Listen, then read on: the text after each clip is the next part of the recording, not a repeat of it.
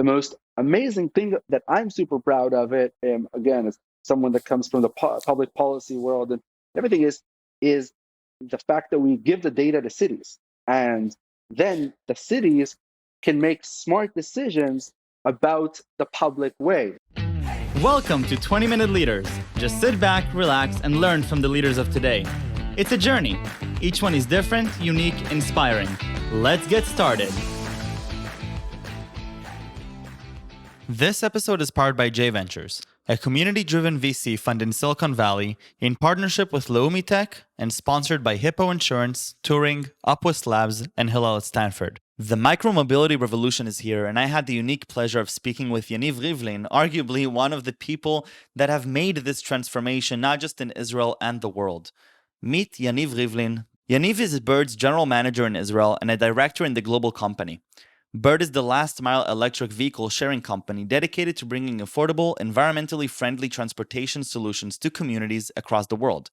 Yaniv is responsible for leading the successful adoption of Bird in Israel, which has been acknowledged globally, including by the Wall Street Journal, Yahoo, and Newsweek. Yaniv Rivlin, welcome to 20-Minute Leaders. I'm so honored and excited to have you here. I'm excited to be here. Thank you for the invitation.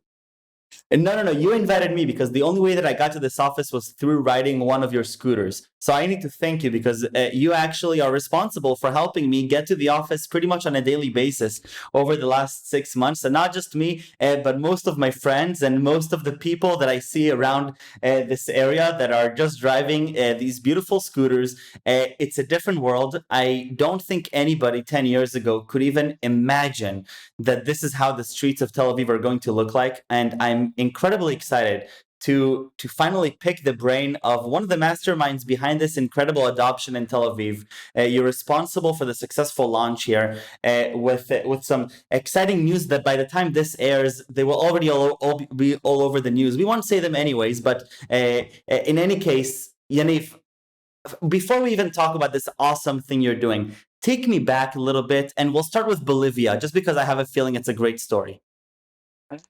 Bolivia. Let's go back to that was 2009. So 2009, I was traveling. I just got accepted. I finished my undergrad in Hebrew.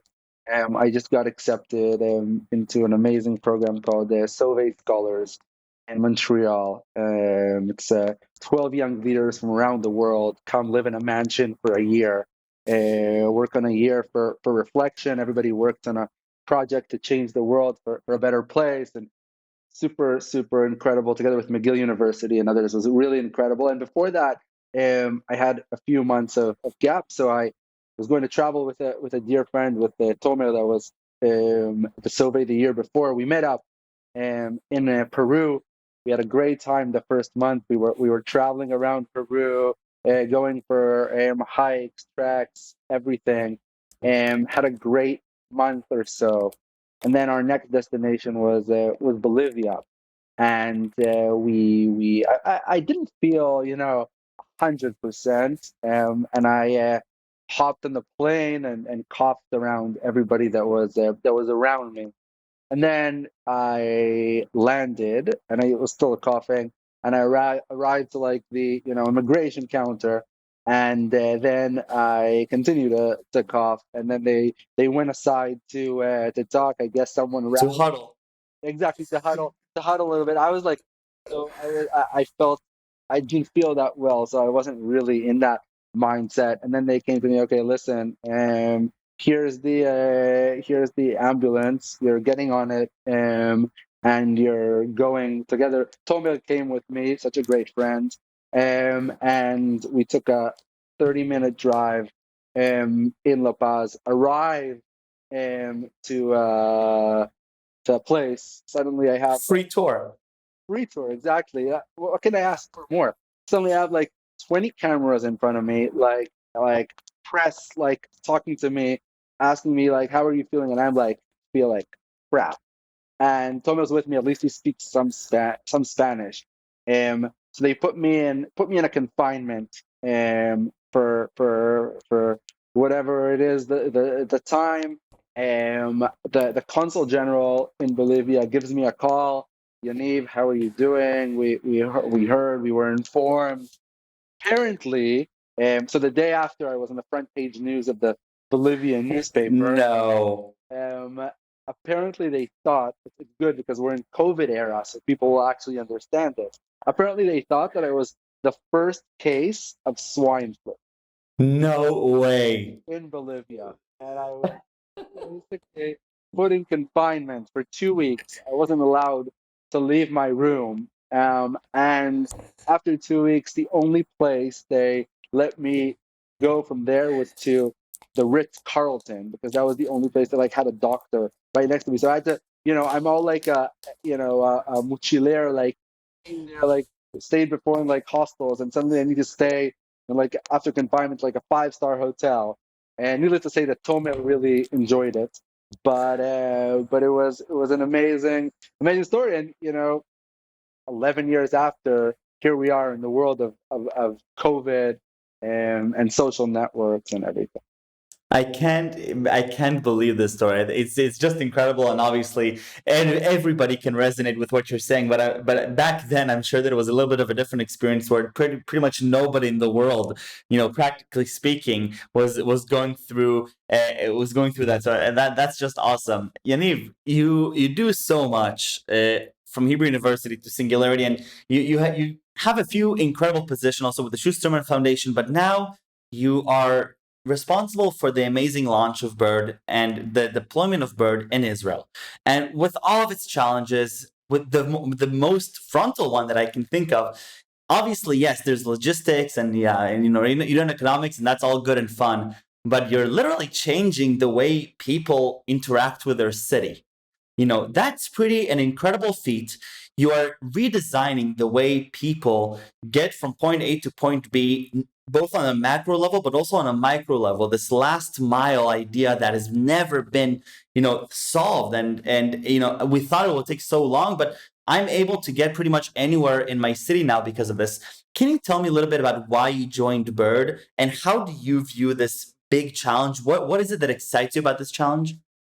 100%. So I think you said a few things that I do want to connect. I think I did the executive program for Singularity University, and there they talk a lot about like exponentialism versus the linear mindset, and I looked for that place where that exponentialism really lies. So exponential growth, that you take something that is not yet in the mindset of people, and you go from 0 to 100 or 1,000 or whatever it is. And I remember sitting on Ben Gurion Boulevard, right next to my house, with a dear friend from Los Angeles, Sam Rosen, a dear friend, incredible entrepreneur, and we were sitting and talking about the future and looking over the bike lane in Ben Gurion, and we see the private scooters going by, and then Sam tells me, "Do you know this company called Bird?" And I said, "No, but I think this will be like amazing in Israel." And then essentially he connected me. I was after a week, I was already in Amsterdam, and I said, Actually, like, actually, and literally, it was 3 months after Bird just started to operate in the world. They were looking to grow. wow. I met there Patrick, who's now a dear friend, who started the operations outside the U.S. He was the first employee. I was the second employee outside of the U.S. When I came to him Wow. to Amsterdam, we were working from coffee shops. I basically had to prove to him why Tel Aviv is a great place for. Think about it. Bird took a chance, and I will never forget. Travis, the founder, taking a chance on Tel Aviv, a city of 420,000 people, as being the first place to launch outside of the U.S. alongside Paris. And I remember, this is not a trivial thing. You got to make it happen. And then when I was basically there, I said, this is it. Like, this can change, the way people get around. And to your question, I didn't have a passion for scooters before. To be honest, I never took a scooter ride before I became the general manager of Bird. I just really am intrigued about solving problems, and the way to solve them can be by A, B, C, or D, or think, or even Z, that we can't even think about at the moment. And that aha moment, that scooters are the way to do it. We already saw it in Tel Aviv, which scooters have been big since 2016, and Israelis, as you know, are incredible early adopters, startup nation. Yes. So that was, over 1 million cars enter Tel Aviv on a daily basis. So Israelis don't take that shit. They'll find a better way to get around. And micromobility 100%. is that better way to get around. So I always say scooters is a means to solve a problem. And going from never riding a scooter before, understanding that this can actually solve a problem, and now I'm like the MVP of the company in terms of the number of rides that I take, because it literally is the best way to get around. It changed my life. Therefore, I can easily advocate it, that it can change other people's life. And I always like to say, like, until you take the first ride, once you take the first ride, your life is changed forever. It's the most fun, easy, best way to get around. And I also think, why do people want to get around inside these boxes when you can get around outside in the open air, look around you, stop, continue? There's no better way to get to know a city than to do it via bird. And that's what excites me. I have to tell you that ever since I came back from Palo Alto here and I've been taking them on a daily basis, I choose, and I'm very, try to be very efficient with my time. And I always, do Waze, the fastest route. All of a sudden, I find myself doing these massive detours on my bird just so that I can breathe the air, so that I can see the neighbors, so that I can see the different things around me, stop and say hi to people. It's an incredible feeling. It reminds me, what it reminds me of Burning Man in a lot of ways. I'm a big Burning Man fan. And it reminds me of this personal aspect. We're not in these boxes. We're everybody together. We're standing next to the stoplight and we're helping each other and we're having this dialogue. So I think it's amazing. What have you learned about consumer behavior since you started onboarding here in Tel Aviv? What interesting insights can you tell about people that we might not have been able to think of before Bird came here? Wow, so many insights. It's a daily. I always, first of all, looking at it, looking at people ride, you get certain insights, and then looking at the data, you get additional insights. And I believe that both of them together tell the entire picture. And I love how people have really just adopted it in a way that they tell me, and it totally makes sense to me. So a person tells me, until Bird came, I didn't even know how long I could leave the house, and I had to take like 20 minutes ahead of time to get to a Yes. certain place. But now you literally can time it in, okay, this will take me 12 minutes to get to Be All from my house, and that will be 12 or 13 minutes. But it's not going to be, I need to wait for the cab, I need to take out my car, there'll be traffic. No, you go in a seamless way. You go any time of the day, and it's an incredible practicum. Also, like, another insight that was really amazing is that, like, every place has its own specific insight. So to me, I really think we can talk about it more about like global perspective and whatnot. But I believe when you're in a certain place, you live it, you don't think about certain things that are so trivial to someone that comes from the outside. So there was an article that was done about us. The Wall Street Journal reporter came to Israel, was doing an article about something completely different, saw the micromobility revolution that was here in Bird, and decided to call up an editor. We're doing a piece about Bird and micromobility in Israel, because it's a phenomenon that there is no place like it in the world, literally the city of the future. And the heading of the article was a two-wheeled solution for traffic and Shabbat. And the patterns that you see on Shabbat, when there's no public transportation in Israel, you see different rider patterns during the weekend versus the week, because people don't have a different mode of transportation. And that also affects the way we distribute the birds, the way we think about the weekend. And I think it opens up a lot of different options of mobility that weren't here before, which essentially creates and changes, I think, for the better, the public sphere. Another thing that I'm super proud of is really, when you think about it, in the first 2 years of our operations in Tel Aviv, we did over 5.5 million rides. 350,000 unique users. And the most amazing thing that I'm super proud of it, again, as someone that comes from the public policy world and everything, is the fact that we give the data to cities, and then the cities can make smart decisions about the public way. So the Tel Aviv municipality came out with an incredible 2025 bike plan, and essentially the bike lane that they did there, the deputy mayor came out and said, we did it based on the data that Bird gave them. So think about it. Never before was the municipality able to get such data that tells you exactly where Michael wants to get from point A to point B. If it's bike lanes, but if it's even changing a bus stop for 20 meters from point A to point B, when the bus stops were made, they were made about like data, but not scientific data one-to-one. And here, taking all that data and putting it into the better use of society is something that I'm super, super proud of Bird and the way they act. Yaniv, I so inspired by this idea that, for dozens of years, people are screaming, no, bikes. There's so many reasons, especially, inner city, when there's high density, of course, bikes is the way to go.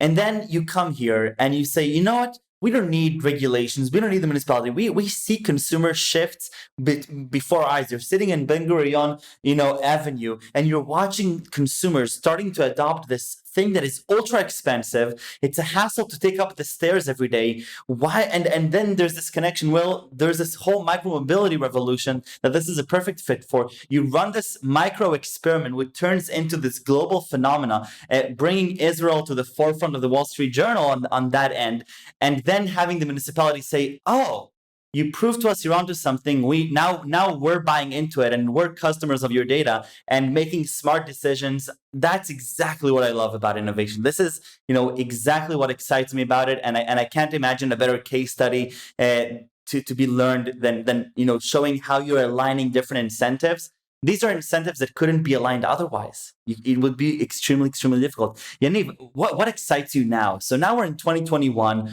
We're seeing a lot of these on the street. We're seeing things advance constantly. What gets you excited right now? What gets me excited is and you discussed a little bit before, but I really believe in like the win-win-win, and I really believe here that there is that win for the riders. There's the win for the cities. There's the win for Bird and everything around it. And what excites me is that we're just getting started.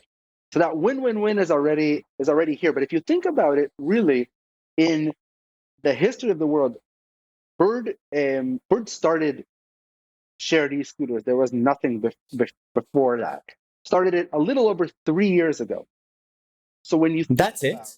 It's been only 3 years. It's been only 3 years, and that's what I always love to remind people. Literally in 3 years, I believe we created a revolution, and that usually takes much longer. So if you think about it, in what we were able to achieve in 3 years, think about the next 3 years, and think about where we'll be in 2025 and where cities will be in 2025. If you think about all the different revolutions moving from carriages to cars, etc., they took time, but they were an event that lasted, and that's what I'm excited about. I'm excited for. I really see like Tel Aviv as the city of the future, but I'm excited to see the world going in that direction, taking down cars from the road, taking down emissions. Like over 30% of our riders in Tel Aviv say they replaced the car for taking the Bird. I think I'm one of those. I love it, and thank you, and we're only getting started, because once people really continue to understand that phenomena, it will just continue to grow, and the whole industry will continue to grow. So I'm excited about seeing where that will lead us, and that just excites me. Yaniv, thank you for being so generous with your time, and thank you for making this revolution happen. It's very rare that I get to talk to somebody and literally thank them for changing my own life, not on a very small level, but on a literal level. You touched on it briefly, but I think it's so powerful, this idea of consistency in one of the most inconsistent habits that we have, getting from point A to point B. It's always a source of anxiety that knowing, okay, like, well, let's check Waze quickly and let's see what the traffic is like, and let's take a buffer because we have to park the car and it's Tel Aviv, so we can't park the car. And now that I know that it literally takes me 5 minutes and 41 seconds on an average, and I've done the math and I have all the records, I know that I need 6 minutes to leave the house, and the worst surprise that could happen is that I need to take one street instead of another, but it's the exact same thing. So Yaniv, thank you for making my life a little bit better, or a lot better actually. I have 3 fun questions. Are you ready? Always. All right. Number 1, favorite subject in school. Favorite subject in school. I have so many things, by the way, to say about the education system, which we can discuss in a different. We're already booking another episode. I love it whenever you want. So many things to talk about. But the thing that I loved the most was actually like drama. We had a course on drama. I was a part of a gifted school, and I'll never forget like how you take and create a play when you're like in fifth, sixth grade, and that tells us a lot more than just rehearsing something or writing it down. Not that and again, I love that because it's so interactive. Not that because I am in any way an actor or anything else. The exact opposite. But what it does to you and what it builds in you and the entire component is something that I will never forget. I love it. One of your role models, fictional or real? So one of my role models, I will need to say Yitzhak Rabin. Okay. Yitzhak Rabin is someone that I really look up to. I think, first of all, incredible leader. That one of the things we haven't had a chance to talk about in this episode, maybe in the next episode, is I'm a true believer in multidisciplinary action. So I believe that a real leader needs to experience a wide array of things. That's why I really love the role of general manager, because you essentially need that outlook of a lot of different things. And I think if you look at Rabin's career, whether being an ambassador in Washington, being the chief in command of the Israeli military, and being a warrior for peace, and he knew how to adapt in every single place for the betterment of society. And again, he had a lot of ego. I think a lot of leaders do have ego, and that's okay and understandable. But he put it to the betterment of Israel and the betterment of society, and for that I'm grateful. And he wasn't afraid to change the way he was thinking, and he wasn't stubborn, and didn't go into the wall. And I think true leaders need to have that and need to acknowledge sometimes that the path that they took is not the path that they need to take. I love it, and I love the lessons, the leadership lessons. In a very short span, you managed to encompass some of the most incredible insights of what it means to be a real leader, not just on the paper a leader. And Yaniv, the most important hard question, it's not really the most important, but it is the hardest. 3 words that you would choose to describe yourself. Wow, to describe myself. Or if I were to ask Travis or Patrick or any of your employees here in Israel, how would they describe Yaniv Rivlin? I think community builder, policy leaders and operations executor for that matter. And I love it. And yeah, and I think and that's another episode. I'm a true believer in community building. I think that's the number one. If you think about Bird for a second, you have so many different communities that you need to cater for. You have, the riders, you have the cities, you have the chargers, you have Yes. everything. Cities is your number one customer.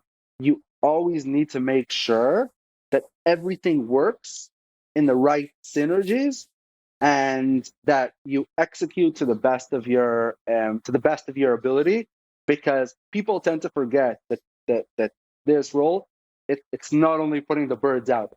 You mentioned it, I think, in the beginning. It's an entire operation, and it's enough for one thing to make it a slippery slope. So putting those things together is challenging, but is what makes the business what it is. Right. Yaniv, toda rabba. This was amazing. 20 minutes, I don't think ever went by this fast, and I mean it. I have about 1,000 more questions that I didn't even start to think about asking right now, because we need to do maybe 3 or 4 more episodes. So look out for some calendar invites. But in the meantime, stay safe and stay healthy. And I look forward to seeing you around Tel Aviv. Love it. Toda rabba and Shabbat Shalom. Shabbat Shalom.